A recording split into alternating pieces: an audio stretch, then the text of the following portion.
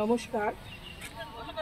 প্রজাতন্ত্র দিবসের প্রাক্কালে উপস্থিত শিলিগুড়ি সুকান্তনগর লাফিং ক্লাবের সমস্ত সদস্য এবং সদস্যদের জানাই আমার আন্তরিক শুভকামনা। আজ প্রজাতন্ত্র দিবস। এই দিনটিতে ভারতের সংবিধান কার্যকারী হয়।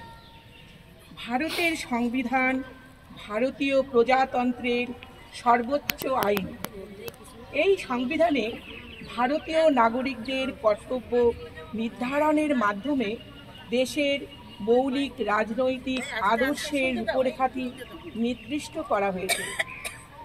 1949 সালের 26শে নভেম্বর গণপরিষদে 284 জন সদস্য সই করলে সংবিধানের আইনগুলো গৃহীত হয়।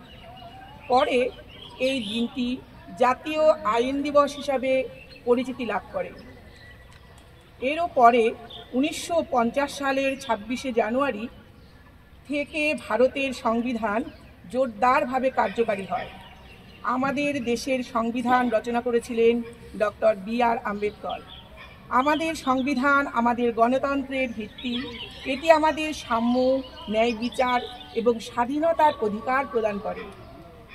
এই দিনটি প্রত্যেক ভারতবাসীর জীবনে অত্যন্ত গুরুত্বপূর্ণ। প্রজাতন্ত্র দিবস আমাদের একতা ও শান্তিতে বাঁচতে শেখায়। এই দিনটি স্বাধীন ভারতের সংবিধানকে সম্মান করার দিন।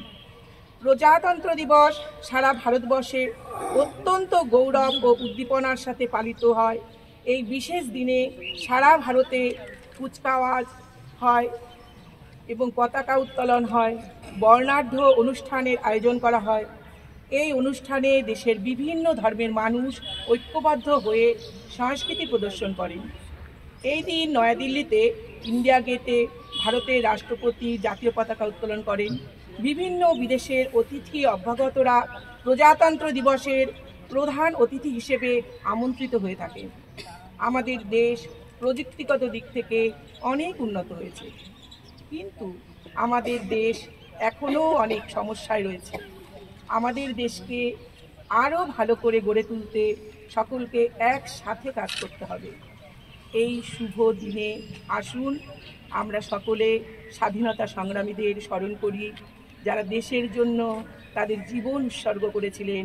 আসুন তাদের পরিশ্রমের ও আত্মত্যাগের কথা মাথায় রেখে ভারতকে সকলের জন্য একটি সুখী ও সমৃদ্ধ দেশ রূপে গড়ে তোলার অঙ্গীকার করি।